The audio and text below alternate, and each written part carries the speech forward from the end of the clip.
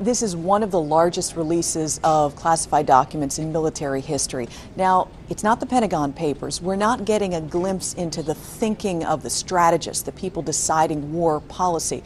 But what we're seeing is an on-the-ground view of how the war is conducted. And it's a snapshot from 2004 to 2009. It's not current history, it's the past. The WikiLeaks founder says they're putting this out there to show that the war isn't working, and he says that there were war crimes committed, that some of the reports that show that Afghan civilians, including in one case 6 children, were killed by a U.S. strike on a high-value target, that is a war crime. WikiLeaks alleges that this is a public service. The site also says that it withheld 15,000 documents that it is going to examine and redact just in case someone would be compromised by those documents. The White House will tell you that all of this has been seen before, and these are low-level reports. This isn't an insight into their strategy or policy making.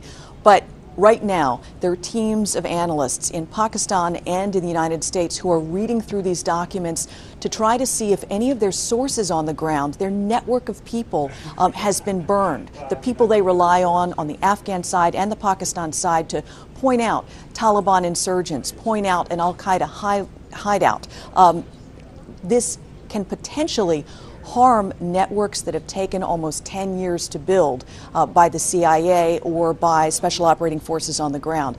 That's the part that's most troublesome, that they've got to see who got burned to protect them. It's really hard to say whether this is going to affect public opinion, because it is a snapshot of a war that is, in a sense, in the past. The strategy has changed. There are more troops on the ground. There's greater outreach from the U.S. government to work with the Pakistani intelligence and military, and we're told greater cooperation in return. So will the American public react to this by saying, oh, this is a mess we didn't know about?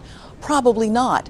Will the public see some of these individual instances and say, I didn't know that was being done in my name?